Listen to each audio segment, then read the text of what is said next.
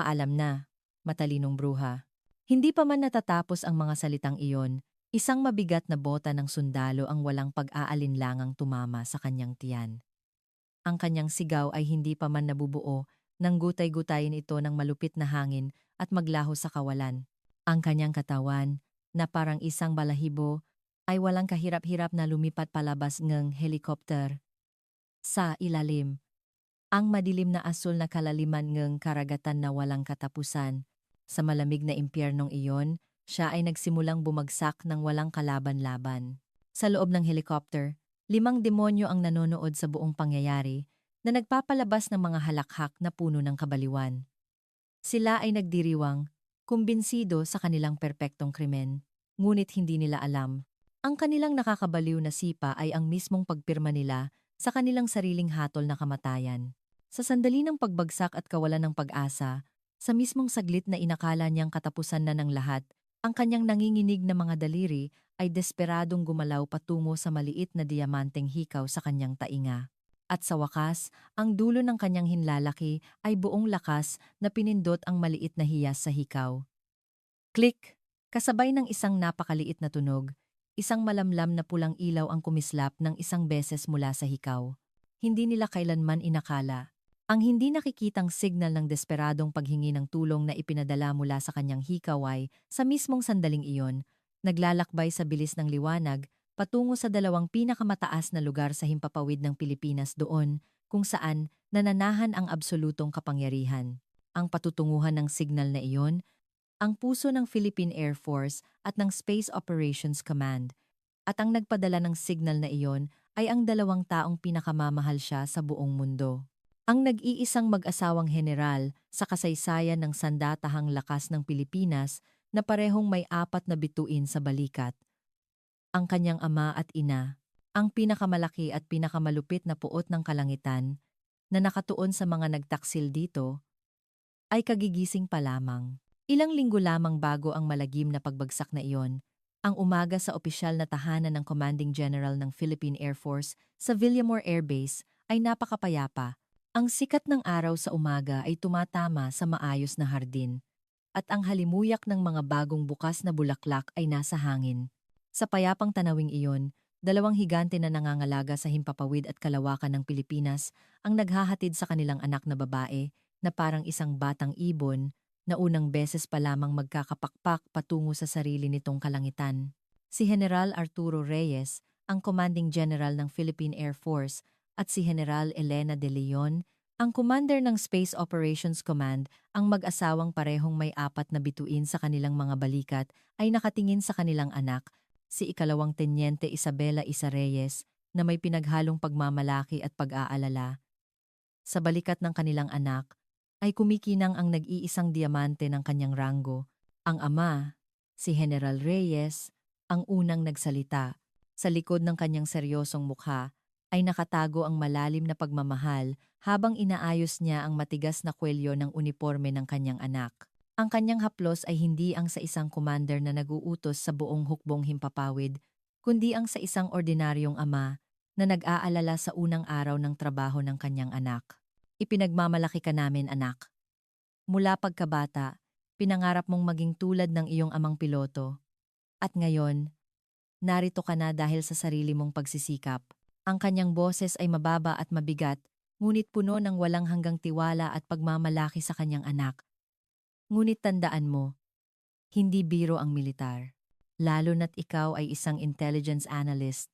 Ang laban mo ay mas matindi sa mga lugar na hindi nakikita. Patunayan mo ang iyong galing sa sarili mong kakayahan. Ngunit isa lang ang tatandaan mo. Ang kalangitan ni Itay ay palaging nasa tabi mo. Ang kanyang mga salita ay hindi lamang simpleng pagpapalakas ng loob. Ito ay isang pangako mula sa Commanding General ng Air Force na nakikita ang buong himpapawid ng Pilipinas na parang sarili niyang palad. Noon, ang kanyang ina, si General de Leon, ay tahimik na lumapit kay Isa at nag-abot ng isang maliit na kahon na pelus. Sa loob nito ay isang pares ng maliliit na diamanteng hikaw na kumikinang kahit sa dilim. Inay, para saan po ito bigla? Tanong ni Isa na may pagtataka. Hinawakan ni General de Leon ang kamay ng kanyang anak, inilagay ang mga hikaw at mahinang nagsalita. Ang kanyang boses ay kalmado, tulad ng kapag kinokontrol niya ang maraming satellite at kagamitang pangkalawakan, ngunit sa ilalim nito ay ang malalim na pag-aalala ng isang ina. Isa, hindi ito simpleng palamuti. Ito ang mga mata ni nanay. Isinuot niya mismo ang mga hikaw sa tainga ng kanyang anak habang nagpapatuloy. Sa loob nito ay may isang high-tech na microtransmitter na binuo sa aking command. Kapag nasa panganib ka, pindutin mo ng malakas ang hiyas na ito ng higit sa 3 segundo at ang iyong lokasyon, pati na rin ang video at audio sa paligid mo, ay ipapadala sa real-time sa command center namin ng iyong ama. Huwag mong gagamitin maliban kung ito na talaga ang pinakahuling sandali kung saan hindi mo na kayang lutasin ang problema sa sarili mong lakas. Naiintindihan mo ba? Ito ang pinakamakapangyarihang anting-anting na maibibigay ng isang ina na siyang commander ng Space Operations Command na naglalayong protektahan ang kanyang anak mula sa kalawakan. Naramdaman ni Isa ang bigat ng napakalaking pagmamahal at kapangyarihan ng kanyang mga magulang na nakapalibot sa kanya. Naiintindihan niya ang kanilang pag-aalala, ngunit kasabay nito, naramdaman niya ang matinding pagnanais na kilalanin dahil sa sarili niyang kakayahan. Itay, inay, maraming salamat po sa inyong pag-aalala. Ngunit isa na po akong opisyal ng Philippine Air Force. Gusto ko pong makilala dahil sa kakayahan ni Teniente Isa Reyes. Hindi bilang anak ninyo. Sisiguraduhin kong hindi ko kakailanganing gamitin ang mga hikaw na ito sa pamamagitan ng pagprotekta sa aking sarili at pagtupad sa aking misyon. Sa kanyang matapang na sagot, tahimik na napangiti ang dalawang general.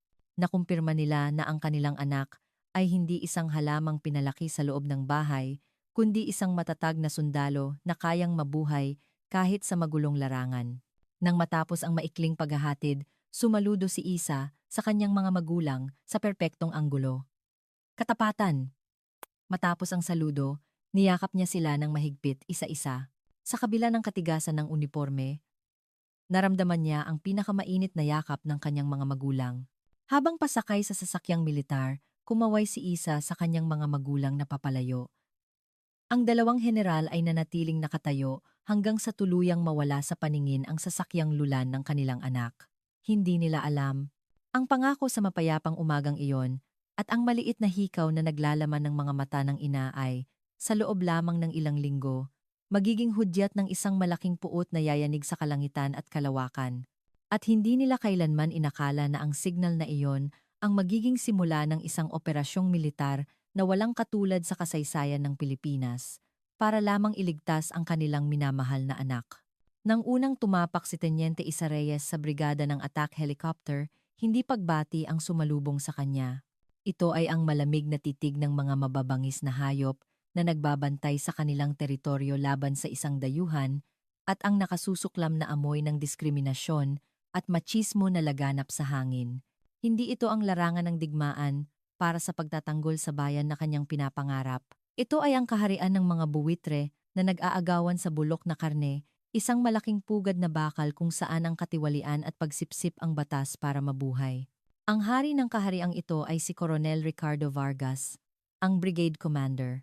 Matapos ang dekada sa serbisyo, gamit ang lahat ng uri ng panlilinlang para maabot ang kanyang posisyon, ginawa niyang isang hindi magigibang kuta ang kanyang brigada. Sa kanyang kaharian, ang mga salitang tulad ng kakayahan o pagkamakabayan ay walang kabuluhan.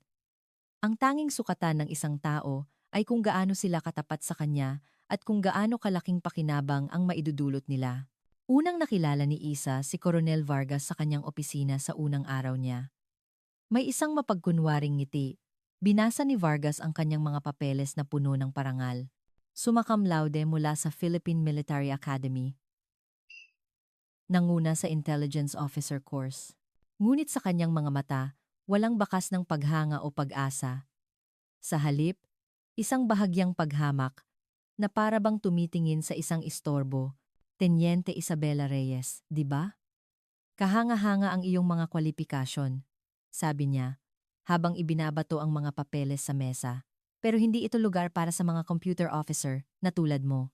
Dito ang mga tunay na lalaki ay nakikipaglaban sa himpapawid habang nilalanghap ang amoy ng bakal at pulbura. Nagdududa ako kung magkano ang silbi ng mga magagaling mong teorya mula sa eskwelahan dito sa totoong laban. Tinatakan niya si Isa bilang isang computer officer. Ito ay isang tuso at mapanlait na paraan upang balewalain ang kanyang propesyon at ituring siyang isang taong opisina na hindi pa nakakahawak ng manibela ng eroplano. Ang pwesto mo ay inihanda ko na roon, sa sulok ng headquarters. Sa ngayon, ayusin mo muna ang mga lumang papeles ng brigada para dahan-dahan mong matutunan kung paano tumatakbo ang unit na ito. Ang itinuro niya ay isang maliit na opisina na ginawang bodega, walang kahit isang bintana. Ito ay hindi opisina ng isang intelligence analyst, kundi isang lugar ng pagpapatapon. Doon nagsimula ang kanyang pag-iisa. At sa sentro ng kahariang ito, ang tagapagpatupad at puso ng katiwalian ay ang kanyang anak, si Kapitan Leo Vargas. Gamit ang anino ng kanyang ama, naghahari-harian siya sa loob ng brigada. Sa paligid niya ay may 4 na piloto na sumisipsip sa kanya at gumagawa ng lahat ng maruruming trabaho. Tinawag sila ng mga tauhan na may halong pagkasuklam at takot na ang 5 buwitre. Sila ay parang isang gang sa himpapawid na naghahasik ng takot sa buong brigada. Paglabas ni Isa mula sa opisina ng koronel, nakasalubong niya agad ang 5 buwitre sa pasilyo. Si Kapitan Leo Vargas, na parabang sinadya, ay malakas na binangga ang kanyang balikat. Ay, pasensya na miss. Masyado ka kasing maliit. Hindi ko napansin na may tao pala. Sa kanyang sinabi, nagtawanan ng malaswa ang kanyang mga kasama. Pinagmasdan nila si Isa mula ulo hanggang paa at hindi nag-atubiling magbitiw ng mga bastos na komento. Wow, may magandang opisyal na pala tayo dito. Pero teka, hindi yata ito lugar para sa mga babaeng nagpapaganda at namamasyal. Intelligence analyst? Hindi ba't parang naglalaro ka lang ng computer games? Ibang-iba sa aming mga tunay na piloto. Ang lahat ng kanilang salita at kilos ay may malinaw na intensyon na maliitin at yurakan siya dahil siya ay babae at hindi isang combat pilot. Simula ng araw na iyon, nagsimula ang organisadong pang-aapi at pagbabalewala kay Isa. Walang anumang trabaho ang ibinigay sa kanyang opisina. Ang tanging gawain niya ay ang pag-encode ng mga dekada ng lumang flight logs sa isang database o pagsasalin ng mga teknikal na manual sa Ingles na walang sinumang nagbabasa mga gawaing walang kabuluhan. Ang kanyang talento at sigasig ay dahan-dahang sinasakal sa loob ng maalikabok na bodega. Sa kainan, walang sinumang gustong umupo sa kanyang mesa. Sa mga pulong, walang sinumang humihingi ng kanyang opinyon. Sa matibay na kahariang itinayo ni Coronel Vargas, siya ay ganap na nakahiwalay. Ngunit may isang bagay silang kinaligtaan. Si Isa ay hindi isang ordinaryong bagong opisyal. Sa kanyang katahimikan, isa-isa niyang itinatala sa kanyang mga mata at isipan ang lahat ng kanilang katiwalian at kabuktutan. Sa halip na mawalan ng pag-asa, nagsimula siyang magsuri. Hinahanap niya kung nasaan ang pinakamahinang bahagi ng bulok na kahariang ito at kung paano niya babaliin ang mga pakpak ng mayayabang na buwitre. Sa loob ng nakahiwalay na bodega, ang ilaw mula sa kanyang computer monitor ay hindi namamatay hanggang sa kalaliman ng gabi. Ang digmaan ay nagsimula na. Ang katahimikan ni Isa ay hindi nangangahulugang pagsuko. Ito ay ang katahimikan bago ang bagyo. Ang oras ng paghahanda ng isang mandaragit bago sakmalin ang kanyang biktima. Mula sa mga walang kabuluhang gawaing ibinigay sa kanya, natagpuan niya ang mga pahiwatig upang matuklasan ang mga lihim ng bulok na kahariang ito. Dekada ng flight logs, napakaraming talaan ng maintenance, mga form ng request para sa mga piyesang puno ng grasa sa bundok ng datos na iyon na walang sinumang pinapansin. Natuklasan niya ang daloy ng katiwalian, mga hindi normal na pattern ng pagkonsumo ng gasolina at mga kahinahinalang schedule ng pagpapalit ng piyesa. Ang kanyang presensya ay unti-unting naging isang tinik sa lalamunan ni Kapitan Leo Vargas at ng 5 buwitre. Instingtibo nilang naramdaman na ang katahimikan ni Isa ay isang anyo ng paghamak at paglaban. Kaya't ang kanilang pang-aapi ay lumampas na sa simpleng pagbabalewala at pag-iisa. Ito ay naging isang masama at aktibong sabotahe. Nagsimula silang magpakawala ng mga palasong may lason. Isang gabi, si Isa ay nagpuyat ng ilang araw upang gumawa ng quarterly fuel consumption analysis report para sa buong brigada. Kung mailalabas ng maayos ang ulat na ito, maaaring mabunyag ang mga palatandaan ng pagnanakaw ng gasolina na ginagawa ng grupo ni Leo. Pinag-aralan niya ang libu-libong datos at malapit nang matapos ang isang mahalagang graph na nagpapatunay na may mga partikular na sasakyang panghimpapawid at misyon na nagpapakita ng hindi normal na mataas na pagkonsumo ng gasolina. Ilang oras bago ang pagsusumite ng ulat, sa madaling araw, umalis siya sandali upang umidlip. Sa pagkakataong iyon, isa sa mga tauhan ni Leo ang lihim na pumasok sa kanyang opisina. May ngisi sa labi. Inilagay niya ang isang malakas na magnet na dala niya sa ibabaw ng computer server ni Isa at umalis. Pagbalik ni Isa, isang itim na screen at isang mensahe ng error na nagsasabing lahat ng datos ay nasira ang sumalubong sa kanya. Ang pinaghirapan niya ng ilang gabi ay naglaho sa isang iglap. Kinabukasan, sa pulong ng lahat ng commander ng brigada, si Coronel Vargas, na parabang naghihintay, ay tinawag si Isa. Teniente Reyes, ano na ang nangyari sa quarterly fuel analysis report?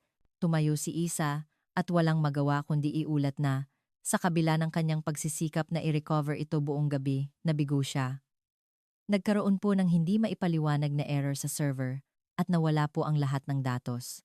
Sa sandaling iyon, umalingaw-ngaw ang mga tawanan sa buong silid pulungan. Si Kapitan Leo Vargas, na may eksaheradong kilos, ay umarting nalulungkot. Naku! Ganyan talaga siguro ang mga computer officer. Nagkamali na hindi man lang nag-backup ng importanteng datos.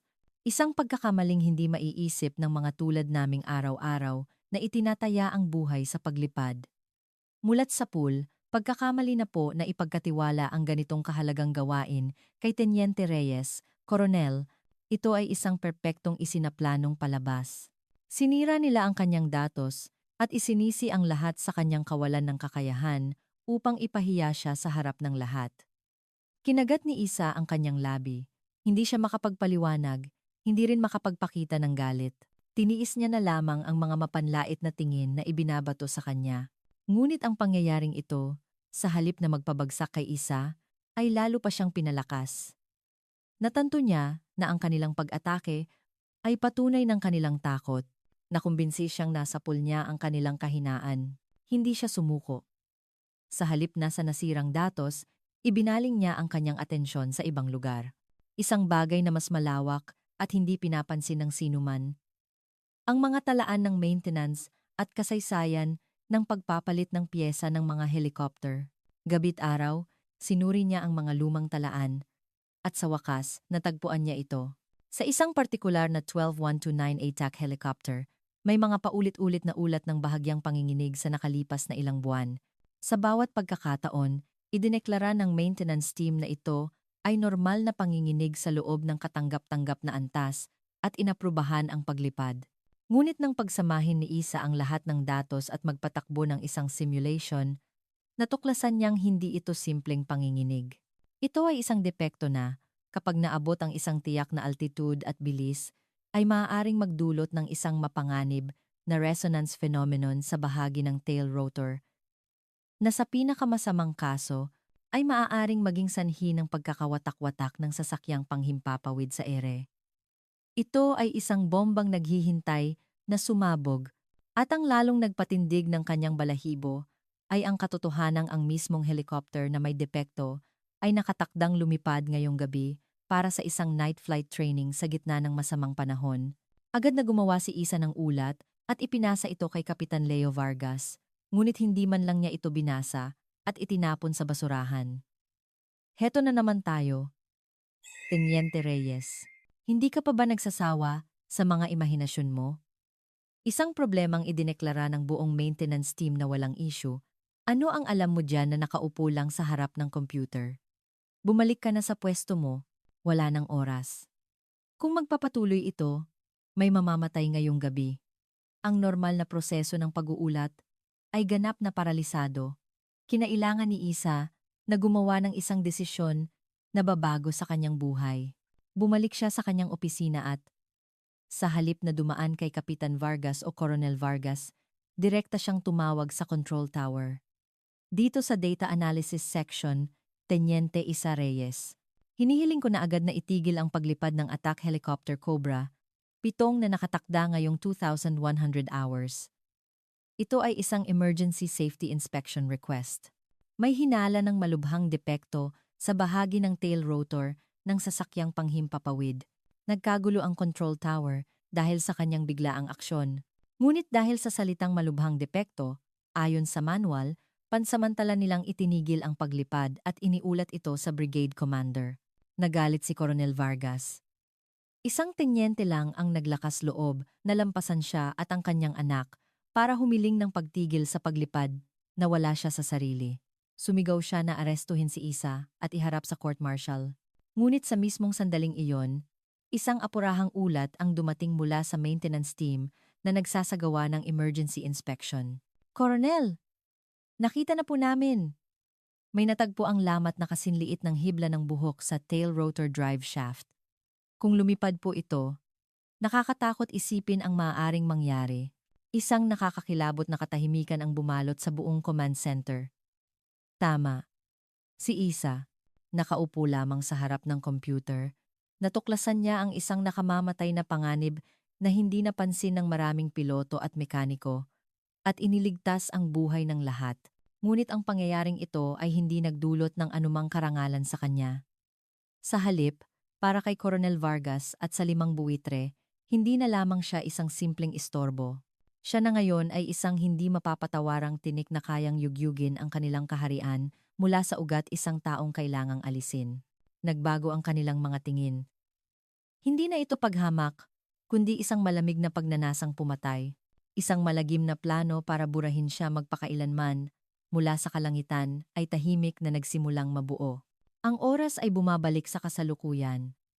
Ilang oras bago bumagsak si Teniente Isa Reyes sa malamig na karagatan. Sa kabila ng ilang linggong paghamak at sabotahe, hindi siya tumigil. Sa halip, ang kanilang masasamang pag-atake ay lalong nagpaalab sa kanyang determinasyon at ang kanyang kakayahan sa pagsusuri ay lalong tumalas. Matapos niyang matuklasan ang depekto sa tail rotor at iligtas ang buhay ng lahat, kabalintunaan, nagkaroon siya ng kahit kaunting dahilan para magkaroon ng akses sa mas maraming datos. Siyempre, walang tumulong sa kanya, ngunit hindi na rin nila hayagang masabotahe ang kanyang trabaho. At sa wakas, natagpuan niya ito. Ang nag-iisang nakamamatay na ebidensya na kayang tumusok sa puso ng bulok na kaharian. Natagpuan niya ito sa pagitan ng mga log file ng isang minanipulang sistema ng suportang logistical at mga ghost flight records na hindi dapat umiral. Si Kapitan Leo Vargas at ang kanyang grupo ay gumagawa ng mga misyon sa paglipad sa papel lamang, gamit ang masamang panahon o mga emergency situation bilang dahilan. Pagkatapos, ang malaking halaga ng aviation fuel na inilaan para sa mga misyong iyon ay kanilang ninanakaw at ibinebenta sa black market. Ang laki ng operasyon ay hindi kapani-paniwala at ang halagang kanilang kinita sa nakalipas na ilang taon ay sapat na upang magdulot ng butas sa pambansang seguridad. Tinitipon ni Isa ang lahat ng kaugnay na ebidensya, mga peking flight log, mga huwad na resibo ng gasolina, at kahit ang mga trail ng pera na papasok sa kanilang mga lihim na bank account sa isang maliit na USB drive. Ito ay hindi na simpleng katiwalian. Ang pagnanakaw ng supply ng militar sa isang frontline unit na nakaharap sa kaaway ay isang malinaw na gawaing pagtataksil sa bayan. Nakaupo siya sa kanyang mesa, hawak ang malamig na metal ng USB at malalim na nag-isip. Bumibilis ang tibok ng kanyang puso. Natatakot siya. Ang kanyang kalaban ay hindi lamang mga tiwaling sundalo. Sila ay isang malaking kartel na kumokontrol sa buong brigada, at sa tuktok nito ay si Coronel Ricardo Vargas. Sa normal na paraan ng pag-uulat, siguradong siya muna ang mawawala bago pa man makita ng ebidensyang ito ang liwanag. Ngunit sumagi sa kanyang isipan ang mukha ng kanyang ama at ina at ang bigat ng diamanteng ranggo sa kanyang balikat. Siya ay isang opisyal ng Philippine Air Force. Ang pagtalikod sa kawalang katarungan ay nangangahulugang kamatayan bilang isang sundalo. Nagpasya siya. Dadalhin niya ang ebidensyang ito hindi sa internal affairs ng brigada, kundi diretso sa Inspector General sa headquarters.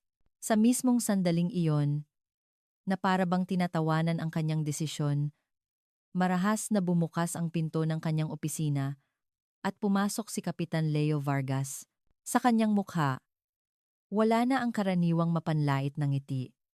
Sa halip, isang ngiti na kasing tuso ng isang ahas na hindi mo mabasa ang iniisip. Teniente Reyes, tamang-tama ang dating mo. Mayroon akong isang misyon na akmang-akma para sa isang data analysis expert na tulad mo. Ang kanyang boses ay kakaibang palakaibigan na lalong nakapagpakilabot. Ngayong hapon, mayroon tayong training para sa pagkolekta ng bagong tactical flight data sa karagatan. Gusto kong sumama ka mismo sa helicopter para real-time mong kolektahin at suriin ang flight data. Ano sa tingin mo? Mas masaya ito kaysa sa pag-upo lang sa harap ng computer, hindi ba? Ito ay isang malinaw na patibong. Naramdaman ni Isa na lumagapak ang kanyang puso. Alam na nila ang kanyang mga galaw. Ang pagkolekta ng datos ay isang dahilan lamang. Ang tunay na layunin ay dalhin siya sa labas ng base. Sa gitna ng malawak na karagatan, kung saan walang sinuman. Maaari siyang tumanggi. Maaari siyang magdahilan na masama ang kanyang pakiramdam, ngunit hindi niya magawa. Ang pagtanggi ngayon ay katumbas ng pag-amin na alam niya ang kanilang mga lihim.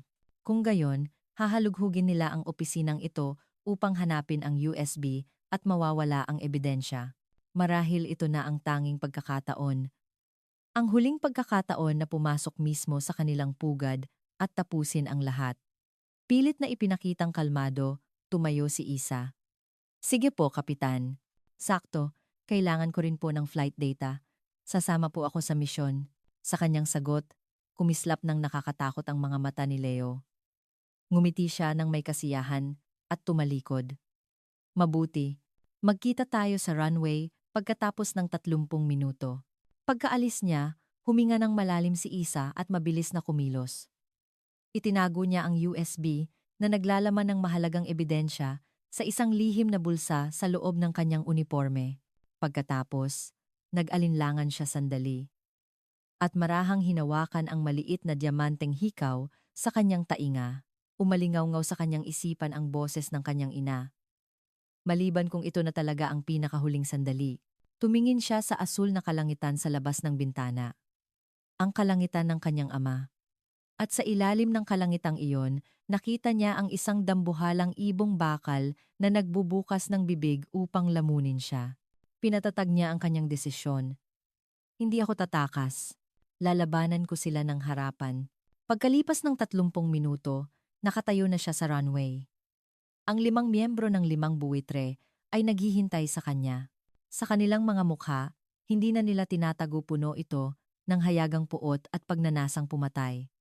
Ang mga elisi ng malaking helicopter ay nagsimulang umikot nang may malakas na ugong, huling beses na tumingala si Isa sa asul na kalangitan bago pumasok sa loob ng bakal na kabaong na iyon. Nagsara ang pinto at ang helicopter ay umangat sa himpapawid. Ang paglipad na lulan siya ay, mula sa simula, isang one-way trip na walang balikan. Nang lumampas na ang helicopter sa kalupaan at lumipad patungo sa malawak na karagatan, biglang nagbago ang kapaligiran sa loob. Itinapon na ang huling bakas ng pagkukunwaring kabaitan, ang 5 mababangis na hayop ay nagsimulang ipakita ang kanilang tunay na kulay sa harap ng biktimang nahuli sa kanilang bitag. Nawala ang ngiti sa mukha ni Kapitan Leo Vargas, at sa halip ay isang malamig at malupit na paghamak na lamang ang natira. Tumayo siya mula sa upuan ng piloto at lumakad patungo sa kinauupuan ni Isa. Ang iba pang miyembro ng 5 buwitre ay sumunod sa kanya, na may masasamang ngiti, at pinalibutan siya. Ang maingay na loob ng helicopter ay naging isang perpektong selyadong silid, ang kanilang sariling korte. Sige na, Teniente Reyes, sabi ni Leo, habang nakaupo sa harap ni Isa at tinititigan siya ng diretso sa mata. Ang kanyang boses ay nakakatakot na malinaw sa kabila ng ingay ng elisi. Tapusin na natin ang palabas at dumiretso na tayo sa punto. Alam na namin kung ano ang hawak mo. Mas mabuting ibigay mo na yan ng maayos. Kung hindi, sisiguraduhin naming hindi ka mahihirapan sa paglisan mo. Hindi natinag si Isa sa kanyang banta. Nanatili siyang kalmado at nagtanong pabalik. Hindi ko po maintindihan ang sinasabi ninyo, Kapitan. Narito po ako para tuparin ang misyon ng pagkolekta ng flight data. Sa kanyang kalmadong tugon, kumunot ang noo ni Leo. Nagtisk siya at sumenya sa kanyang tauhan. Kaagad, Marahas na hinawakan ng tauhan ang magkabilang braso ni isa mula sa likod at iginapos siya. Hindi ka pa rin nadadala? Sige, kung yan ang gusto mo. Tumayo si Leo at walang awang sinimulang kapkapan ang uniforme ni isa. Ang kanyang magaspang na kamay ay gumapang sa kanyang katawan at sa wakas, natagpuan ng kanyang mga daliri ang maliit na USB na nakatago sa loob ng isang bulsa. May ngiti ng tagumpay. Inilabas niya ang USB at iwinagayway ito sa kanyang mga kasama na parang isang tropiyo. Nahanap ko na, ang tangang babaeng ito. Hawak ang USB, tiningnan niya si Isa nang may paghamak. Isang babaeng taga-opisina na tulad mo, naglakas loob na kalabanin kami? Akala mo ba, sa pamamagitan lang ng mga datos na nakuha mo sa pagtipa sa keyboard, mahahatulan mo na kami, ang mga hari ng kalangitang ito? Ang kanyang boses ay puno ng galit at kayabangan. Marahas niyang hinawakan ang baba ni Isa at pinilit siyang tumingin sa kanya. Makinig ka. Amin ang kalangitang ito. Ito ang aming teritoryo na ipinagtanggol namin ng libu-libong oras ng risking ng aming buhay sa paghawak ng manibela. Hindi ito isang lugar na maaaring apakan ng mga tulad mong nakaupo lang sa ligtas na opisina at naglalaro ng numero. Sa kanyang galit na sigaw, ang ibang miyembro ay nagsimulang magsalita rin at pinagtawanan siya. Ang kanilang mga salita ay puno ng malalim na pagkamuhi sa kababaihan at sukdulang paghamak sa mga hindi combat personnel. Ang mga babae ay bagay lang sa opisina, nagtitimpla ng kape. Bakit ka nang hihimasok sa mundo ng mga lalaki? Intelligence analyst? Nakakatawa. Mga otaku lang yan, na naglalaro ng war games. Walang silbi sa totoong laban. Dahil lang nakahanap ka ng isang depekto sa tail rotor, akala mo kung sino ka na. Huwag kang magkamali. Suwerte lang yon. Hinding-hindi ka makakaabot sa kalingkingan namin. Ang lahat ng uri ng mapanlait na salita ay ibinato sa kanya na parang mga patalim. Tinatanggihan at niyuyurakan nila ang kanyang propesyon, ang kanyang kasarian, ang kanyang mismong pagkatao. Ayaw nilang aminin na ang kanilang katiwalian at kawalan ng kakayahan ay nabunyag dahil sa kanyang kahusayan, kaya't sa halip ay minamaliit at iniinsulto nila siya upang itago ang kanilang sariling kababaan. Ngunit sa gitna ng kanilang panunuya, hindi bumagsak si Isa. Ang kanyang mga mata ay nagniningas hindi sa takot, kundi sa malamig na galit at paghamak. Sinubukan niyang kumawala sa pagkakahawak sa kanya at sumigaw sa kanila.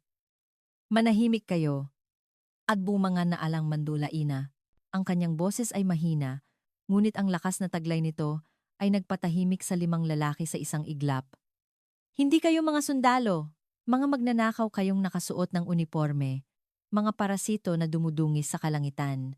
Ang sinasabi ninyong dugo at pawis ay maruming langis lamang na ibinuhos ninyo para linlangin ang inyong mga kasama at nakawin ang yaman ng bayan. Sa kanyang matalas na ganti, namula sa galit ang mukha ni Leo. Nawala siya sa sarili at itinaas ang kanyang kamay at malakas na sinampal si Isa. Pak! Kasabay ng tunog, lumingon ang ulo ni Isa at dumugo ang gilid ng kanyang labi. Ngunit ibinalik niya ang kanyang ulo at tinitigan si Leo nang may mas mabangis na tingin. Saktan mo ako, patayin mo ako kung gusto mo. Ngunit hindi maglalaho ang katotohanan. Ang mga kasalanan ninyo ay tiyak na hahatulan ng kalangitan balang araw. Ang kanyang huling mga salita ang naging mitsa na nagsindi sa kanilang kabaliwan, nawala ang katinuan sa mga mata ni Leo, at tanging ang kalupitan ng isang mabangis na hayop ang natira. Buksan ang pintong helicopter. Ipakita natin sa bruhang ito kung ano ang tunay na hatol ng kalangitan. Ang malaking pinto ng helicopter ay dahan-dahang nagsimulang bumukas na parang bibig ng impyerno. Mula sa siwang, ang asul na karagatan na handang lamunin ang lahat at ang malupit na hangin ay pumasok. Ang oras ng paghatol ay papalapit na. Wiiing. Kasabay ng tunog ng makina, tuluyang bumukas ang pinto sa gilid ng helicopter. Agad, ang malakas na hangin mula sa labas ay pumasok na parang mga patalim. Libu-libong talampakan sa ibaba, ang walang katapusang madilim na asul na karagatan ay nakabukas na parang bibig ng isang dambuhalang halimaw. Ito ay isang lugar ng absolutong kalungkutan at kamatayan kung saan hindi pinahihintulutan ang pagkakaroon ng tao. Dalawa sa mga tauhan ni Kapitan Leo Vargas ang humawak sa magkabilang braso ni isa at kinaladkad siya patungo sa bukana ng pinto. Ang dulo ng kanyang mga bota ay delikadong nakasabit sa kawalan. Pagtingin niya sa ibaba, nakaramdam siya ng pagkahilo sa sobrang taas at nakita niya ang malalakas na alon na lumilikha ng puting bula.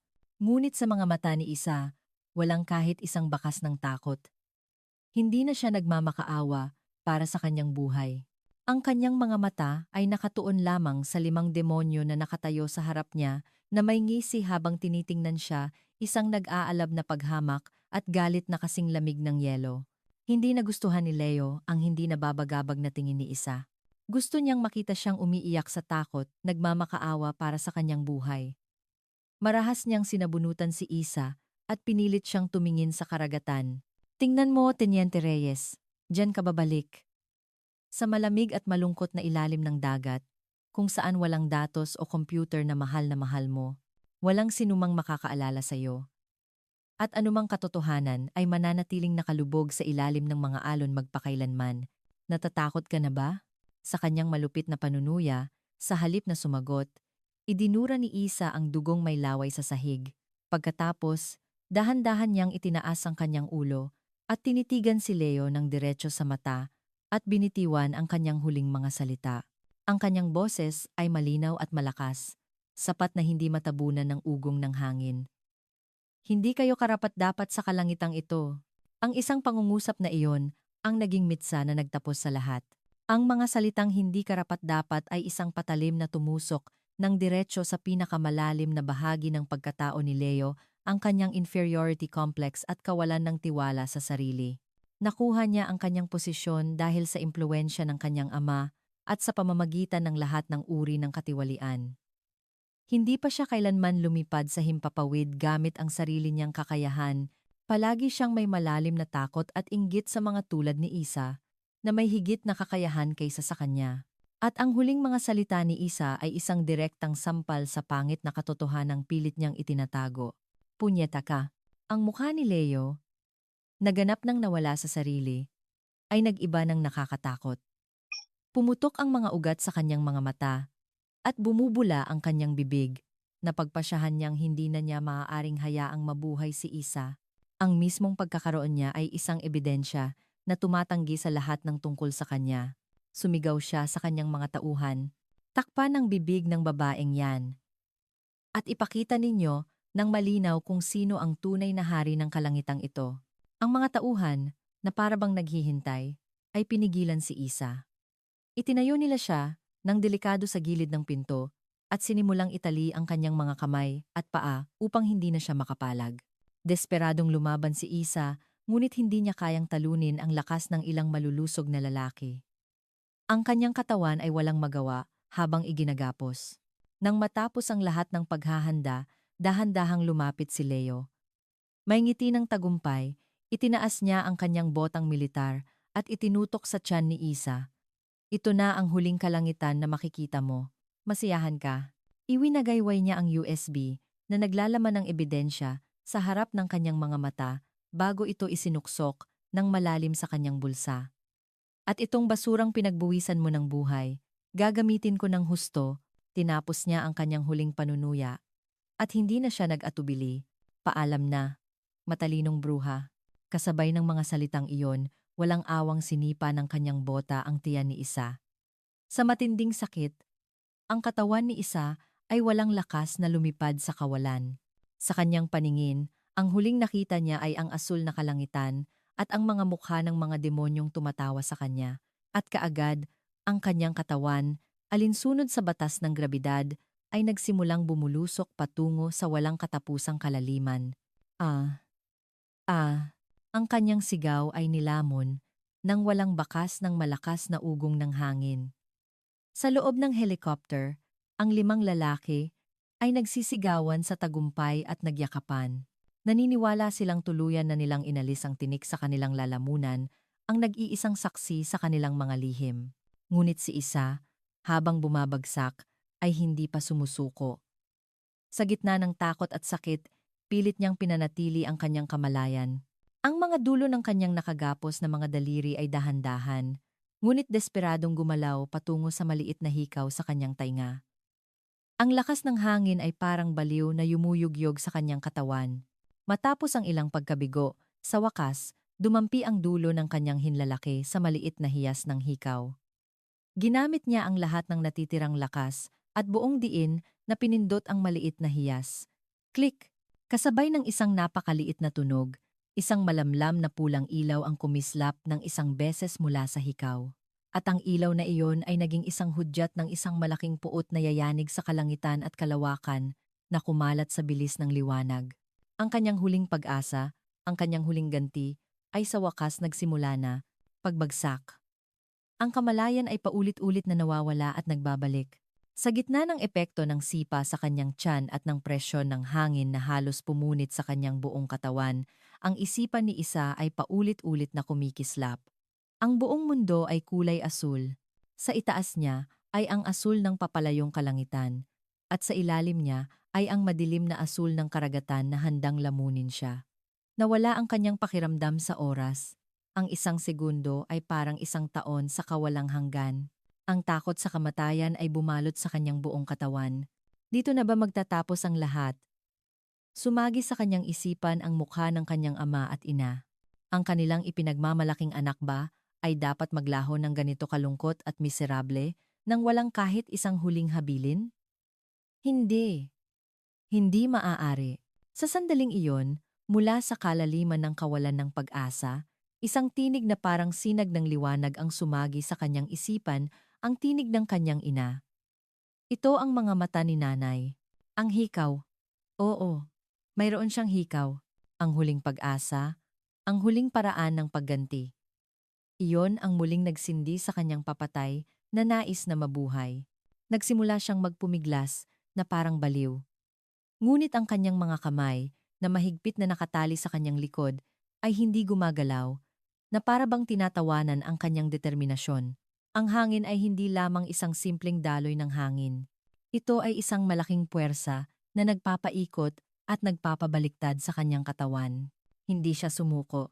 Pinilit niya ang lahat ng kanyang kalamnan upang subukang dalhin ang kanyang mga nakagapos na kamay patungo sa kanyang ulo, sa kanyang tainga. Isang napakasakit na kirot na para bang matatanggal ang kanyang balikat, ang kanyang naramdaman. Ngunit hindi man lang siya makasigaw. Sa sandaling buksan niya ang kanyang bibig, aagawin ng hangin ang lahat ng hangin sa kanyang mga baga. Lalong lumalapit ang karagatan. Ang puting bula ay hindi natuldok, kundi malinaw ng mga pattern. Wala ng oras. Ginamit niya ang lahat ng kanyang lakas upang ibaluktot ang kanyang katawan na parang isang hipon. Sa tulak na iyon, ang kanyang mga nakagapos na kamay ay saglit na dumampi sa likod ng kanyang ulo. Ayan na, desperado niyang iginalaw ang kanyang mga daliri. Ngunit dahil sa epekto ng hangin at pagbagsak, ang kanyang mga daliri ay manhid na. Ang dulo ng kanyang mga daliri ay dumadampi lamang sa kanyang buhok. Hindi mahanap ang tamang lokasyon. Ang unang pagsubok ay bigo. Nawalan muli ng balanse ang kanyang katawan at nagsimulang umikot na parang isang trumpo. Ang mundo ay umikot na parang baliw. Naramdaman niyang masusuka. Kung mawawalan siya ng malay, katapusan na ng lahat, kinagat niya ang kanyang dila, ang lasa ng dugo sa kanyang bibig, at ang sakit ay nagpanatili sa kanyang naghihingalong kamalayan. Isa pa, sa pagkakataong ito, nagpasya siyang gamitin ang daloy ng hangin. Desperado niyang inayos ang anggulo ng kanyang bumabagsak na katawan upang ang hangin ay magmula sa kanyang likod at itulak pataas ang kanyang mga nakagapos na braso. Ito ay isang halos akrobatikong pagpupumiglas. Sa wakas, sa tulong ng hangin, muling dumampi ang kanyang kamay sa likod ng kanyang ulo. Upang hindi palampasin ang pagkakataong ito, itinutok niya ang lahat ng natitirang nerbiyos sa kanyang manhid na mga daliri, ang malamig na pakiramdam ng kanyang tainga, at sa wakas, naramdaman niya sa dulo ng kanyang kuko ang maliit at matigas na hiyas. Nahanap ko na. Nilunok niya ang kanyang sigaw ng tuwa sa isipan at tinipon ang lahat ng natitirang lakas sa dulo ng kanyang hinlalaki. Pakiusap. Pakiusap. Ginamit niya ang buong bigat ng kanyang katawan at buong lakas na pinindot ang maliit na hiyas. At, click, isang maliit na tunog ng makina na hindi maririnig ng sinuman sa gitna ng ugong ng hangin at tibok ng puso. Ngunit para sa kanya, ito ay mas malakas at mas malinaw kaysa sa kulog na nagbabadya ng katapusan ng mundo. Sa gilid ng kanyang paningin, nakita niyang kumislap ng isang beses ang isang malamlam na pulang ilaw mula sa hikaw na parang huling ningas ng isang namamatay na buhay. Ayan na. Naipadala na ang signal. Sa sandaling nakumpirma niya iyon, nawala ang lahat ng lakas sa kanyang katawan.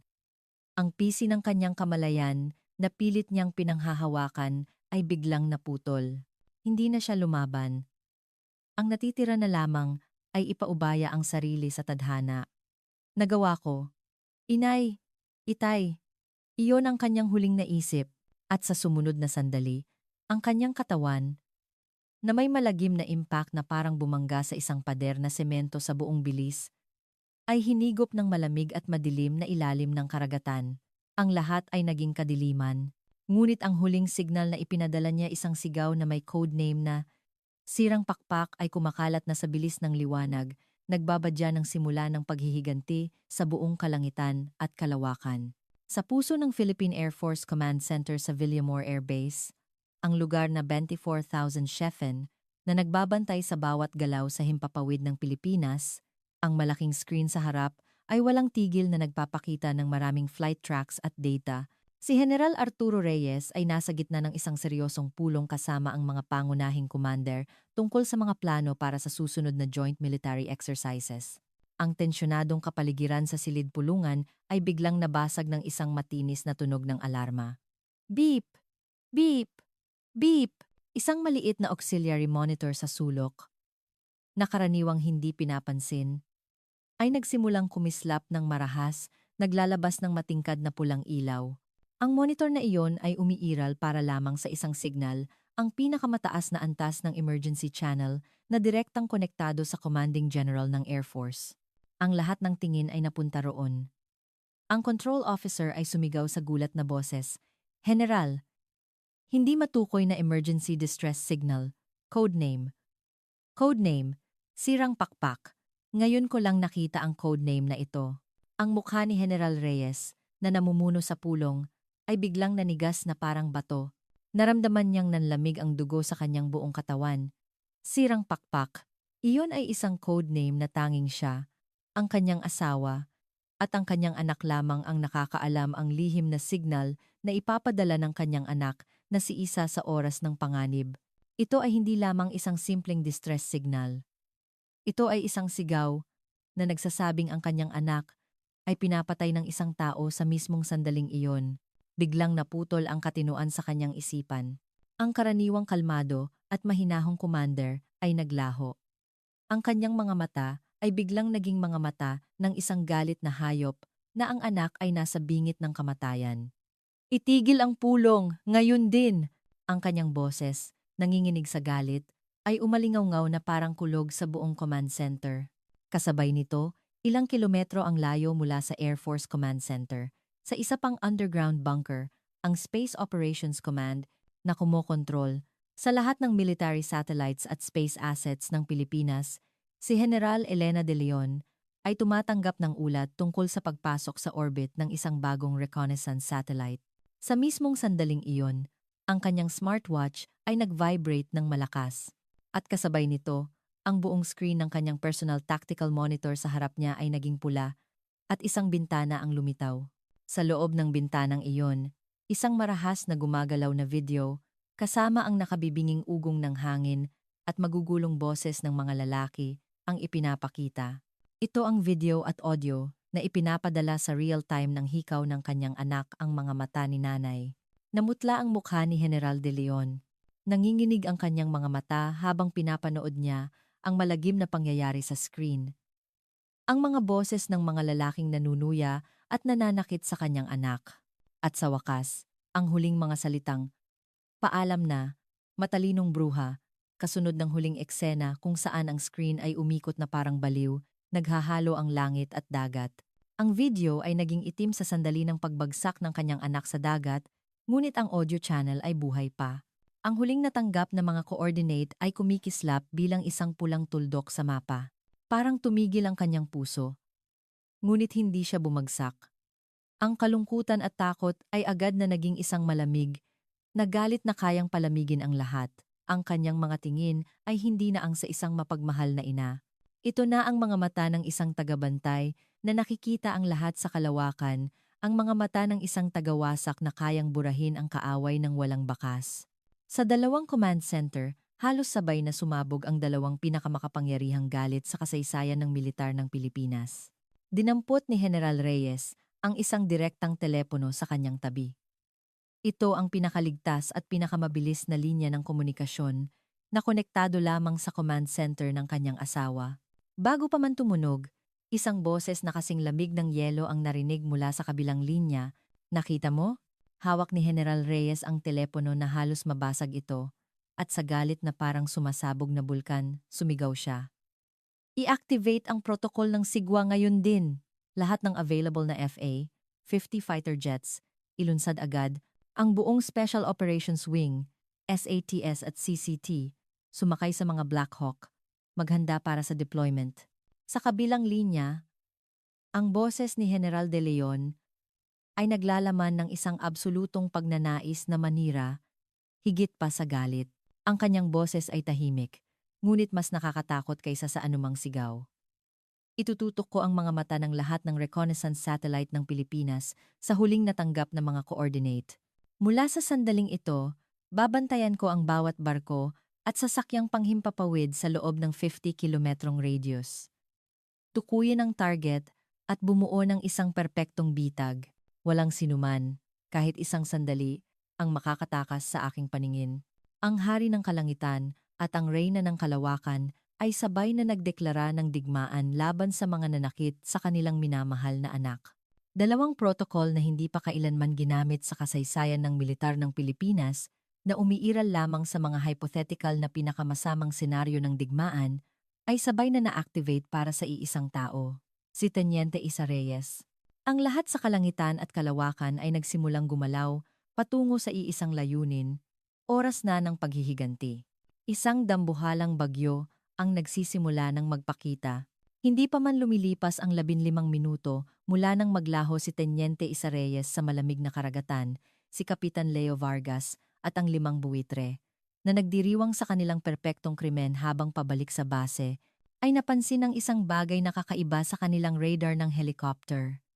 Ang nagsimula bilang maliliit na tuldok ay naging 12-dosenang hindi kilalang mga sasakyang panghimpapawid na mabilis na papalapit sa kanila. Ano yan? Anong meron? May training ba ngayon? Sigaw ng co-pilot sa pagkabigla. Ngumisi si Leo. Huwag kang duwag. Mga eroplano lang yan na dumadaan. Sa ilalim ng kalangitang ito, sino ang maglalakas loob na? Ngunit bago pa man niya matapos ang kanyang salita, isang hindi kapani-paniwalang tanawin ang bumungad sa kanyang harapan. Mula sa kulay abong ulap na parang kidlat, lumitaw ang mga matatalim at nakakatakot na anyo. Ang mga pinakamahusay na fighter jet ng Pilipinas, mga FA-50PH Fighting Eagle, ay lumitaw na parang mga multo, walang tunog, at ganap na pinalibutan ang kanilang helicopter.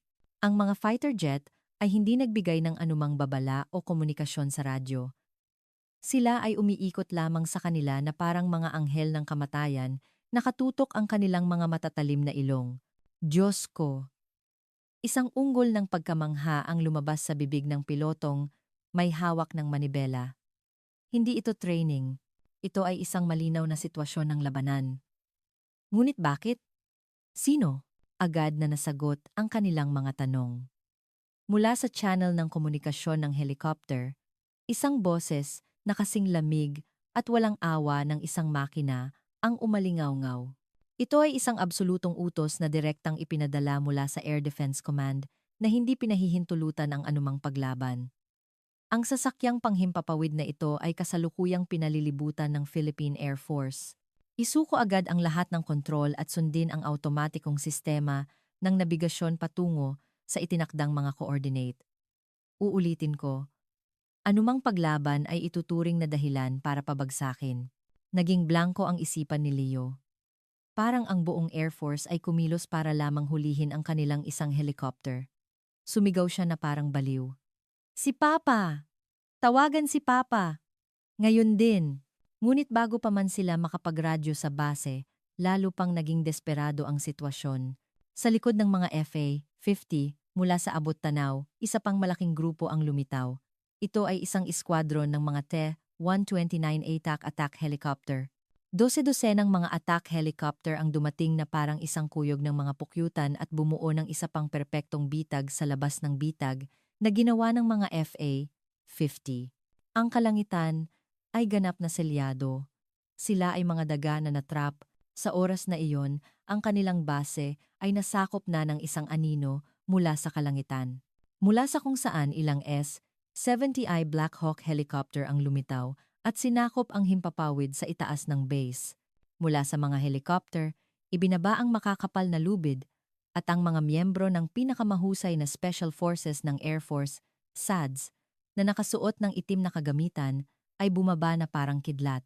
Sa loob lamang ng ilang minuto, ganap nilang sinakop ang lahat ng mahahalagang pasilidad, ang headquarters ng brigada, ang control tower, ang runway, ang ilang mga sundalong lumaban na hindi alam ang nangyayari ay walang lakas na napasuko sa harap ng napakalaking lakas ng Special Forces. Si Coronel Ricardo Vargas, sa kanyang opisina, ay natanggap ang ulat ng lahat ng ito at hindi makapaniwala. Anong nangyayari? Sino ang naglakas loob na magpadala ng hukbo sa aking brigada? Tawagan ng Air Force Headquarters, ngayon din.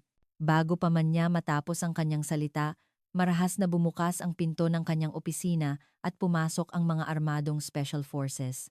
Itinutok nila ang kanilang mga baril kay Vargas at malamig na sinabi sa utos ng Commanding General ng Philippine Air Force. Coronel Ricardo Vargas, ikaw ay suspendido sa iyong tungkulin at inaaaresto. Ang kalangitan at lupa, lahat ay ganap na nasakop sa loob lamang ng 15 minuto at sa wakas, dumating na ang oras ng paghatol. Ang helicopter ni Leo, na pilit na ibinalik, ay lumapag sa runway. Pagbukas ng pinto, pumasok agad ang Special Forces at kinaladkad ang lahat ng miyembro ng 5 buwitre na parang mga sako at pinaluhod sila sa sahig. Sa mismong sandaling iyon, 2 mas malaki at mas maringal na helicopter ang sabay na lumitaw mula sa silangan at kanlurang kalangitan na mas malakas ang tunog kaysa sa lahat ng ingay sa base. At sabay silang lumapag sa harap ng mga nakaluhod na lalaki. Sa gilid ng isang helicopter, malinaw na nakaukit ang watawat ng Commanding General ng Philippine Air Force. Sa isa pa, ang watawat ng Commander ng Space Operations Command. Sabay na bumukas ang mga pinto ng 2 helicopter. At mula sa loob, ang 2 pinuno ng kalangitan at kalawakan ng Pilipinas na may 4 na bituin na nagniningning sa kanilang mga balikat na parang galit ay sabay na bumaba, si General Arturo Reyes at si General Elena de Leon. Sa kanilang mga mukha, walang bakas ng kalungkutan o pag-aalala ng isang magulang. Tanging ang mukha ng mga walang awang at malupit na hukom na bumaba mula sa langit upang personal na parusahan ang mga taksil na lumabag sa batas ng kalangitan. Sa kanilang nakamamatay na presensya, parang nanigas ang hangin sa paligid. Ang 2 general na walang imik ay dahan-dahang naglakad na parang mga demonyo mula sa impyerno patungo sa mga kaaway na nagtulak sa kanilang anak sa kamatayan.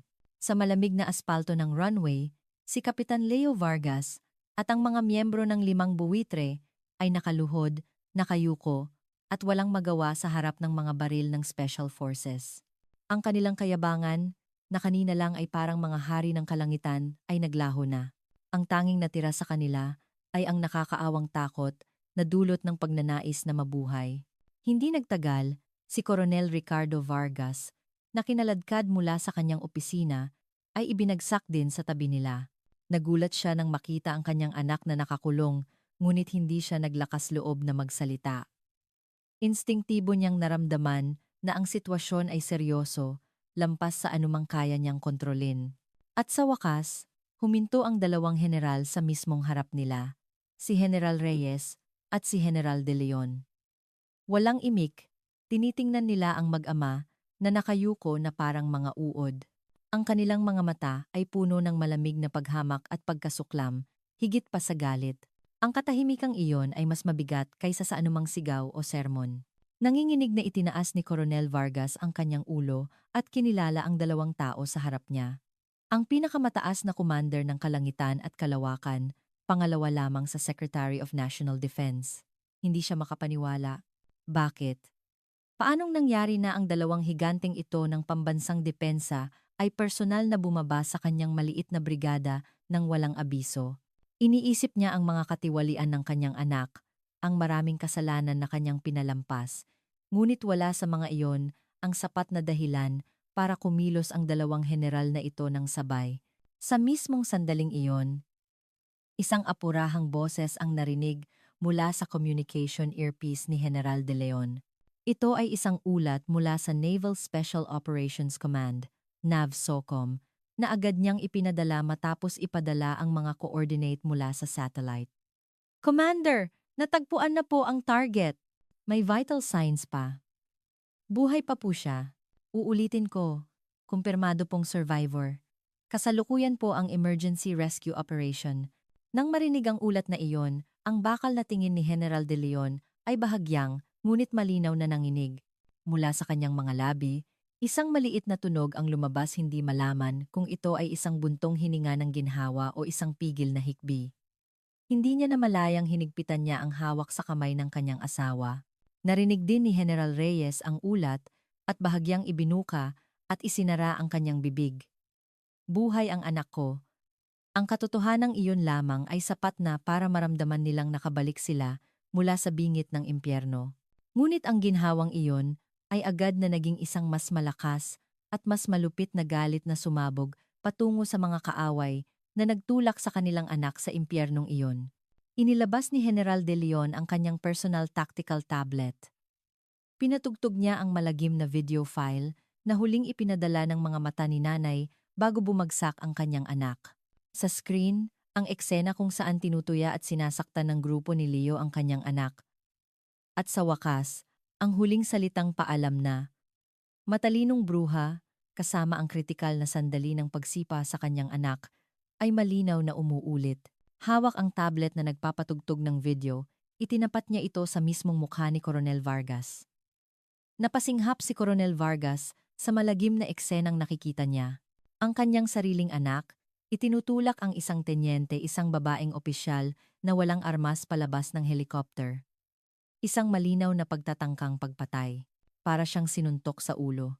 Nanginginig ang kanyang boses habang sinusubukang itanggi ang katotohanan.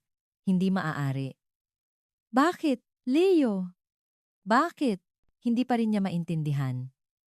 Alam niyang malagim ang krimen ng kanyang anak, ngunit hindi niya mahanap ang koneksyon kung bakit ito ang nagpakilos sa dalawang pinakamataas na general. Halos instingtibo, binuksan niya ang kanyang bibig para sa huling pagdadahilan. Mga general, paumanhin po, hindi ko po inakala na magagawa ng anak ko ang ganitong kalupitan. Ngunit, bakit po kayo mismo ang narito? Ang kanyang hangal na tanong ang naging huling mitsa na nagpasabog sa lahat. Ang natitira na lamang ay ang pinakamalupit at pinakamatamis na pagbubunyag ng katotohanan. Ang hangal at desperadong tanong ni Coronel Vargas ay naglaho sa malamig na hangin ng runway. Hindi pa rin niya maintindihan. Ang ginawa ng kanyang anak ay malinaw na attempted murder, ngunit kahit na mangyari ang ganitong insidente sa militar, hindi ito sapat na dahilan para personal na bumaba ang dalawang pinuno ng kalangitan at kalawakan. Tiyak na mayroon pa siyang hindi alam. Desperado niyang inisip. Ang kanyang huling pag-asa ay winasak ni General Elena De Leon. Lumapit siya ng isang hakbang. Ang kanyang botang militar ay huminto sa mismong tapat ng ilong ni Coronel Vargas. Habang nakatutok pa rin sa kanyang mukha ang tablet na nagpapatugtog ng malagim na video, nagsalita siya. Ang kanyang boses ay mas malamig pa sa absolutong zero ng kalawakan, walang anumang emosyon, kaya't lalo itong naging malupit. Ang matalinong bruha na itinapon ninyo sa madilim na asul na dagat na iyan. Ginamit niya ang mismong mapanlait na salitang binitiwan ni Leo. Bawat pantig ng kanyang boses ay tumusok sa eardrums ni Coronel Vargas at bumaon na parang patalim sa kanyang isipan. Ay anak ko, katahimikan. Tumigil ang oras. Ang ugong ng hangin, ang ingay ng mga makina sa malayo walang maririnig. Ang mundo ni Coronel Vargas ay naging isang ganap na vacuum. Anak ko, tumanggi ang kanyang utak na iproseso ang kahulugan ng mga salitang iyon. Ang anak ng commander ng Space Operations Command. Ang Teniente Isa Reyes sa video. Hindi. Imposible. Sa kanyang isipan, libu-libong piraso ng puzzle ang nagsimulang magkabit-kabit na parang baliw. Ang hindi pangkaraniwang kahanga-hangang resume ni Isa. Ang kanyang napakalaking kakayahan sa pagsusuri na hindi ka panipaniwala para sa isang bagong opisyal. At ngayon, ang hindi makatotohanang sitwasyon sa harap niya. Ang kanyang mukha ay nagsimulang mag-iba dahil sa takot. Isang malagim na realisasyon na parang dugo na umaagos pabalik ang gumapang sa kanyang gulugod. Ngunit hindi pa tapos, mayroon pang isang huling dagok na tuluyang wawasak sa kanyang natitirang katinuan. Ang kanyang katabi, si General Arturo Reyes, sa isang boses na mababa at puno ng galit na parang umalingaw-ngaw mula sa kalaliman ng impyerno, ay dinurog ang kanyang huling pag-asa. At anak ko rin siya. Ang anak ng Commanding General ng Air Force, ang anak ng Commander ng Space Operations Command, ang nag-iisang anak ng 2-4 na bituing general. Isang hindi maintindihang sigaw ang lumabas sa bibig ni Coronel Vargas. Nawalan ng focus ang kanyang mga mata at umikot na parang baliw. Hindi siya makapaniwala sa narinig. Ang kanyang anak. Ano ang nagawa ng kanyang anak? Hindi lamang niya sinubukang patayin ang isang tenyente. Sinubukan niyang patayin ang nag-iisang anak ng 2 pinakamataas na opisyal ng militar sa ilalim mismo ng kanilang kalangitan at kalawakan. Ito ay hindi lamang attempted murder. Ito ay isang direktang hamon sa puso ng pambansang depensa ng Pilipinas, isang hindi mapapatawarang pagtataksil. Ang kanyang katabing nakaluhod, si Kapitan Leo Vargas, ay narinig din ng malinaw ang sinabi ng 2 general, na wala ang lahat ng kulay sa kanyang mukha, at namutla siyang parang isang bilanggo na hinatulan ng kamatayan. Si Isabela Reyes, ang babaeng taga-opisina na labis niyang hinamak at niyurakan. Ang mga magulang niya ay ang 2 halimaw na may hawak ng kanyang buhay ngayon. Umiling siya na parang baliw. Hindi totoo. Hindi yan totoo. Hindi maaari. Narinig ni General Reyes ang kanyang bulong at hindi na napigilan ang sarili. Lumapit siya, hinawakan sa kwelyo si Leo, at itinaas siya na parang isang sako hanggang sa magkaharap sila. Ang kanyang mga mata ay parang kumukulong lava sa galit. Ikaw, naglakas loob kang, ang anak ko, gamit ang marumi mong mga kamay, ang anak ko. Malapit nang maputol ang kanyang kontrol. Ngunit bahagyan niyang naalala ang kanyang uniforme, ang kanyang ranggo, at ang maraming tauhan na nanonood sa kanya, at pilit niyang pinigilan ang kanyang galit. Ibinalibag niya si Leo pabalik sa sahig. Hindi kayo mga tao. Malamig niyang sinabi. Iyon ang kanyang huling hatol. Para sa inyo, ang batas militar at batas ng tao ay isang luho. Dito mismo sa lugar na ito, mararamdaman ninyo kung gaano kalagim ang kabayaran sa inyong mga kasalanan. Ang inyong ama, anumang impluwensya sa politika, walang sinumang makapagliligtas sa inyo, ako, at kami. Ang sisigurado niyan, si Coronel Vargas at Kapitan Leo Vargas ay tuluyang gumuho. Hindi na sila makapagdahilan, hindi na makahingi ng tawad. Ang nasa harap nila ay ang hindi maiiwasang landas ng kapahamakan para sa mga naglakas loob na galitin ang mga hindi dapat galitin. Ang malamig na hangin sa runway ay umalingaw-ngaw na parang isang malungkot na awit ng libing na nagbabadya ng kanilang malagim na hinaharap. Matapos ang pagbubunyag ng katotohanan, isang nakakakilabot na katahimikan ang bumalot sa runway. Si Coronel Vargas at ang kanyang anak ay ganap na nawalan ng pag-asa, nakayuko na lamang at nakatingin sa sahig. Ang kanilang mga mukha ay kulay abo. Sa kanilang mga isipan, wala nang anumang kalkulasyon o pagdadahilan. Tanging ang malaking premonisyon ng kapahamakan ang bumabalot sa kanila. Ngunit ang hatol na inihanda ng 2 general ay nagsisimula pa lamang. Hindi lamang sila naroon para maghiganti sa mga nanakit sa kanilang anak. Naroon sila upang gamitin ang pagkakataong ito para tuluyang bunutin ang bulok na ugat na dumudungis sa karangalan ng militar. Sumenya si General Reyes sa kanyang Judge Advocate General na kasama niya. Lumapit ang opisyal na may dalang itim na briefcase at ibinato ang isang makapal na folder ng mga dokumento sa harap ng mag-amang nakaluhod. Kumalat ang mga papel sa hangin na isinasabog ang mga ebidensya ng kanilang mga kasuklam-suklam na kasalanan sa runway. Coronel Ricardo Vargas, sabi ni General Reyes, ang kanyang boses ay hindi nagalit kundi kasing lamig na ng yelo. Iyan ang listahan ng lahat ng katiwalian na ginawa mo sa nakalipas na 5 taon habang ginagawa mong kaharian mo ang brigadang ito. Ang halaga ng aviation fuel na ninakaw mo sa pamamagitan ng pagmamanipula ng mga flight records, ang mga kickback mula sa mga military supplier, at ang mga suhol na tinanggap mo mula sa iyong mga tauhan. Kapalit ng promosyon, lahat ay nakatala dyan, walang labis, walang kulang. Ito ang resulta ng masusing investigasyon ng Inspector General's Office ng Air Force na pinagpuyatan nilang buuin sa loob lamang ng ilang oras gamit ang mga ebidensyang pinagbuwisan ng buhay ni Isa. Ang USB ni Isa ay hindi lamang isang simpleng reklamo. Ito ay isang perpektong blueprint na naglalaman ng mapa ng bulok na kaharian. Namangha si Coronel Vargas sa mga nakakalat na dokumento. Lahat ng mga lihim na pinaniniwalaan niyang naitago niya ng perpekto ay nakatala ng may eksaktong petsa, oras, at halaga na tanto niyang gawa ito lahat ng iisang tao, si Teniente Isa Reyes, at kinilabutan siya. Ang babaeng minamaliit niyang computer geek ay, sa katunayan, isang anghel ng kamatayan na bumaba upang wasakin ang kanyang kaharian. Ngayon niya lang ito naintindihan, ngunit huli na ang lahat, hindi rin nagpatalo si General De Leon. Inutusan niya ang isang intelligence analyst mula sa kanyang Space Operations Command.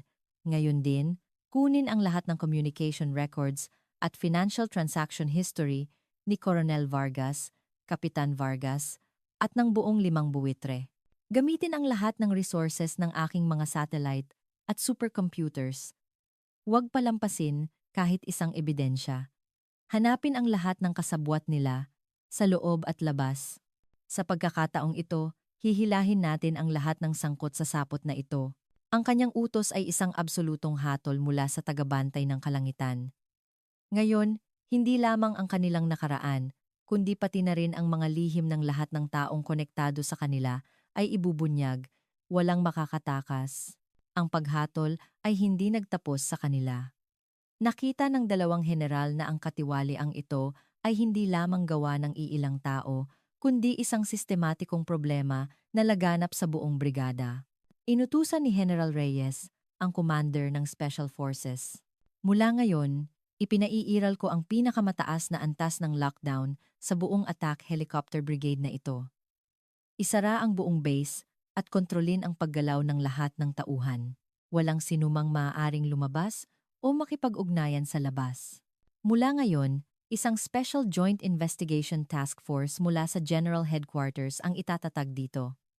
Imbestigahan ang bawat sundalo at empleyado, mula simula hanggang dulo, hanggang sa pinakamaliit na detalye. Ito ay katumbas ng isang hatol na kamatayan para sa buong brigada. Ang kaharian ng katiwalian na itinayo ni Coronel Vargas sa loob ng mga dekada ay ganap ng wawasakin mula sa mga pader hanggang sa pundasyon at maglalaho sa kasaysayan. Maraming madadamay at marami ang mawawalan ng uniforme. Isang madugong paglilinis ang magaganap. Sa wakas, sumuko na si Coronel Vargas. Walang lakas na ibinaba niya ang kanyang ulo at bumulong ng may blankong mga mata, tapos na ang lahat. Sa tabi niya, ang kanyang anak na si Leo ay humihikbi pa rin, na parang hindi pa rin tanggap ang katotohanan. Hindi niya maisip kung gaano kabigat ang kanyang kasalanan at kung anong kapalaran ang naghihintay sa kanya, sa kanyang ama, at sa buong base dahil dito. Ang kanyang kahangalan at kayabangan ang nagdala sa lahat sa kapahamakan. Sa malamig na runway, tinalikuran ng 2 general ang mga masasamang taong nasa bingit ng kapahamakan. Ang kanilang mga tingin ay wala na roon. Ang kanilang mga tingin ay nakatuon na sa kanilang minamahal na anak, na sa mismong sandaling iyon ay lumalaban para sa kanyang buhay sa loob ng isang rescue helicopter ng Philippine Navy. Tapos na ang paghihiganti. Ang natitira na lamang ay ang muling pagbuo sa isang sirang pakpak, mabilis ang oras, at walang awa ang batas militar. Lalo na sa kasong ito, na itinala bilang pinakamasamang iskandalo sa kasaysayan ng militar ng Pilipinas, ang paghatol ay mabilis at walang kinikilingan, walang anumang konsiderasyon sa politika o awa. Ang kaso ng pagtatangkang pagpatay sa nag-iisang anak ng 24 na bituing general at ang pagbuwag sa isang malaking kartel ng katiwalian ang resulta ng paglilitis. Sa dalawang kasong ito ay nakatakda na mula sa simula. 2 buwan lamang matapos ang insidente, inilabas ng General Court Martial ang huling hatol. Ang pangunahing salarin, si dating Kapitan Leo Vargas, ay hinatulan ng habambuhay na pagkabilanggo, ang pinakamataas na parusa, para sa maraming krimen kabilang ang attempted murder of a superior officer, assault, pagnanakaw ng ari-arian ng gobyerno, at mga gawaing pagtataksil. Ang kanyang kapalaran ay mabulok sa pinakamalalim na bahagi ng isang kulungan ng militar kung saan hindi sumisikat ang araw. Ang kanyang kabataan at kayabangan ay dahan-dahang lalamunin ng pagsisisi at kawalan ng pag-asa sa loob ng malamig na selda. Ang kanyang ama, si dating Koronel Ricardo Vargas, ay hindi nakaligtas sa parehong kapalaran bilang pinuno ng katiwalian at sa kanyang responsibilidad sa pagpapabaya na humantong sa pagkawasak ng kanyang unit. Siya rin ay hinatulan ng habambuhay na pagkabilanggo. Ang kanyang kapangyarihan at karangalan na pinaghirapan niya sa buong buhay niya ay naging abo sa isang iglap. Ang natitira na lamang sa kanya ay ang mabuhay sa kulungan kasama ang kanyang anak, na kapwa nakasuot ng uniforme ng bilanggo at saksihan ang paghihirap ng isa't isa. Ang mga tapat na alipores ni Leo, ang iba pang miyembro ng 5 buwitre, ay hinatulan din ng mabibigat na parusa, mula 20 hanggang 30 taong pagkakakulong, depende sa kanilang partisipasyon sa krimen. Ang kanilang hangal na pangarap na maging mga hari ng kalangitan ay tuluyang nadurog sa likod ng malamig na rehas na bakal. Ang paghatol ay hindi nagtapos sa kanila. Ang maraming haligi na sumusuporta sa kaharian ni Vargas, ang 12 ng mga opisyal at enlisted personnel na tumulong o nagbulag-bulagan sa kanyang mga katiwalian, ay hindi rin nakaligtas. Matapos ang malawakang investigasyon, lahat sila ay tinanggal sa serbisyo o hinatulan ng pagkakakulong. Ang Attack Helicopter Brigade, na dating tinatawag na isang hindi magigibang kuta, ay sumailalim sa isang malawakang reforma na halos katumbas ng pagbuwag at muling pagtatatag. Lahat ay pinalitan, mula sa pangalan ng unit hanggang sa mga commander. Ang mga bakas ng katiwalian ay nilinis, at sa lugar nito, isang bagong dugo na may kakayahan at pagkamakabayan ang isinalin. Dahil sa kasong ito, kinailangan ng militar na dumaan sa isang masakit na proseso ng pagmumuni-muni upang matiyak na hindi na mauulit ang ganitong trahedya. Ang paghatol sa mga dumungis sa kalangitan ay natapos ng perpekto at absoluto nang walang kahit isang exception. Ang palaso ng kayabangan na kanilang ipinana sa langit ay, sa huli, bumalik na isang boomerang na tumusok sa kanilang sariling mga puso. Si Teniente Isa Reyes, na himalang nailigtas mula sa malamig na karagatan, ay kinailangang dumaan sa ilang buwang pagpapagaling at rehabilitasyon. Ang mga buto na nabali dahil sa pagbagsak ay muling naghilom, at ang mga sugat na malalim na nakaukit sa kanyang puso ay dahan-dahang gumaling. Ang kanyang silid sa ospital ay laging puno ng pag-aalala at pagmamahal mula sa pinakamataas na antas ng Pilipinas. Ang 2 general ay nanatili sa tabi ng kanilang anak, bumalik sa pagiging ordinaryong ama at ina. Nang matapos ang lahat ng kaso at sa wakas ay gumaling na si Isa at handa nang bumalik sa serbisyo, inasahan ng lahat na pipiliin na niya ngayon ang isang ligtas at komportableng landas. Mayroong maraming posisyon sa mga departamento ng patakaran sa Air Force Headquarters o sa mga Research Institute ng Space Operations Command, kung saan maaari niyang gamitin ang kanyang kahusayan nang hindi na kailangang harapin ang mga bagyo ng field. Sa puso ng kanyang mga magulang, iyon din ang kanilang ninanais. Ngunit ang pinili ni Isa ay higit pa sa inaasahan ng lahat. Sa harap ng kanyang mga magulang at sa harap ng isang komite ng Air Force na espesyal na binuo para sa kanya, walang pag-aalinlangang ipinahayag niya ang kanyang nais. Gusto ko pong maging isang piloto ng attack helicopter. Sa kanyang biglaang deklarasyon, isang katahimikan ang bumalot sa silid. Ang mga mata ni na General Reyes at General De Leon ay nanginig sa gulat. Tumayo si Isa at ipinahayag ang kanyang tunay na damdamin sa lahat ng miyembro ng komite at sa kanyang mga magulang. Ayoko na pong magtago sa likod ng isang computer.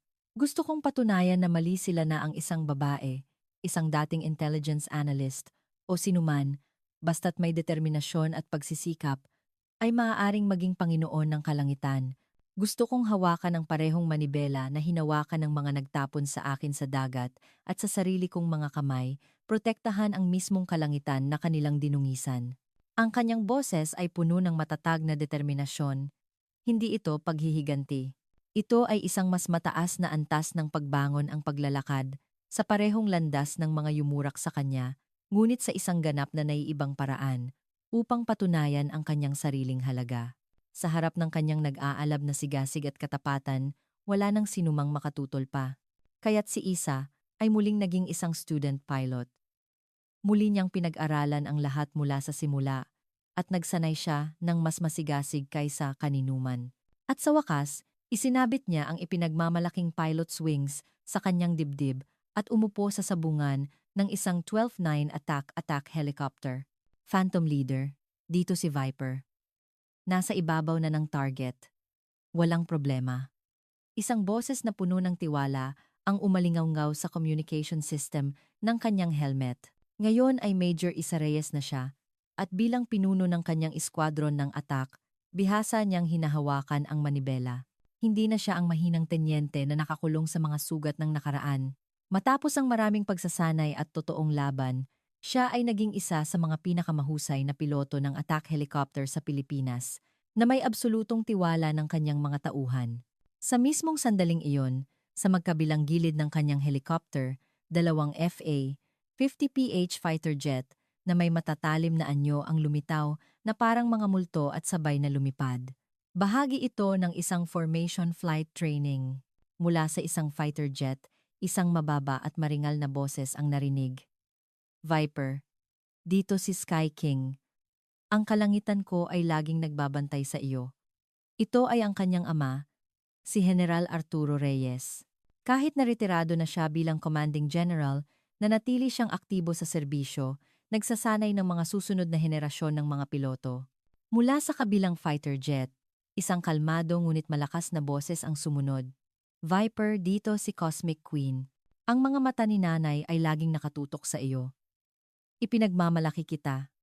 Anak ko, ito ay ang kanyang ina, si General Elena de Leon. Ngayong araw, personal siyang lumipad upang obserbahan ang training na pinamumunuan ng kanyang anak. Tumingin si Isa sa dalawang fighter jet na matatag na nagbabantay sa kanyang magkabilang panig at isang ngiti ang sumilay sa kanyang mga labi. Sky King, Cosmic Queen, dito si Viper. Malinaw ang lahat sa ilalim ng inyong kalangitan at kalawakan. Ngayon, liliparin ko na ang sarili kong himpapawid. Dahan-dahan niyang itinulak ang manibela. Ang kanyang attack helicopter ay buong lakas na umangat. Sa likod niya, ang mga FA-50 ng kanyang ama at ina ay sumunod gumuhit ng magagandang arko sa himpapawid. Ang hari ng kalangitan, ang reyna ng kalawakan, at ang prinsesa ng bakal na sa wakas ay nabawi ang sarili niyang kalangitan. Ang pamilyang ito ay naging ang pinakamalakas at pinakamagandang pormasyon na hindi kayang lapitan ng sinuman, habang sabay-sabay silang lumilipad sa asul na himpapawid ng kanilang bayan. Ang pakpak na dating nasira ay ngayon ay mas malakas at mas makinang kaysa dati.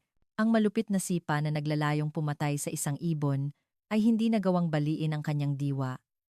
Sa halip, ang kabaliwang iyon ang naging hudyat ng isang malaking bagyo na yumanig sa buong kalangitan at kalawakan. Ang pagbagsak sa kalaliman ay hindi ang katapusan. Ito ang simula ng isang dakilang kuwento ng isang bayani na lumipad mula sa pinakamababa patungo sa pinakamataas. Ang kwento ngayon ay nagtatanong tungkol sa malalim at madilim na diskriminasyon na laganap sa ating lipunan. Ang babae ay para lang sa bahay, panglalaki lang ang trabahong yan, ilang mga pakpak ng mga tulad ni Isa, ang binali at inilubog sa ilalim ng dagat ng mga luma, at dapat nang mabasag na kaisipang ito, ang nilabanan ni Teniente Isa Reyes ay hindi lamang mga tiwaling sundalo. Nilabanan niya ang lahat ng mga mapanlait na tingin ng mundo na nagdududa sa kanyang kakayahan dahil lamang siya ay babae at hindi isang combat pilot. Ngunit pinatunayan niya, ang tunay na lakas ay hindi nasusukat sa kasarian, pinagmulan, o posisyon, kundi sa tapang na hindi sumuko sa kawalang katarungan at sa matibay na diwa na hindi nawawalan ng pag-asa kahit sa gitna ng kawalan. Sa pamamagitan ng paghawak sa parehong manibela ng mga yumurak sa kanya, Naghiganti siya sa mga diskriminasyon ng mundo sa pinakaperpekto at kasiya siyang paraan. Ipinakikita rin ng kuwentong ito kung ano ang tunay na katapangan. Hindi lamang ito ang paghawak ng baril at pagharap sa kaaway. Minsan, ang hindi pananahimik sa harap ng katiwalian ng isang malaking organisasyon, ang pagsigaw ng katotohanan, kahit na nanganganib na mawala ang lahat, iyon marahil ang pinakadakilang katapangan. Nag-iisa si Isa. Ngunit ang kanyang malungkot na katapangan ay, sa huli, nagpakilos sa kalangitan at kalawakan upang wasakin ang isang buong bulok na kaharian. Dito nagtatapos ang ating kwento. Ano ang masasabi ninyo sa pagbangon ni Major Isa Reyes, na sa sarili niyang lakas ay tinalo ang diskriminasyon at nabawi ang kanyang kalangitan? At ano ang inyong saloobin sa hindi nakikitang salamin na kisame at diskriminasyon na umiiral pa rin sa ating lipunan? Huwag mag-atubiling ibahagi ang inyong mga karanasan at saloobin sa comment section sa ibaba. Ang bawat boses ninyo ay maaaring magbigay ng lakas loob sa isa pang Isa Reyes at maging isang malaking puwersa sa paggawa ng isang mas makatarungang mundo. Kung ang kuwentong ito ay nag-iwan ng malalim na epekto at kasiyahan sa inyong mga puso, mangyaring i-click ang like at subscribe button at i-on ang notifications para hindi ninyo makaligtaan ang mga susunod na kapanapanabik at nakakaantig na kwento. Salamat sa panonood. Magkita-kita tayo sa susunod.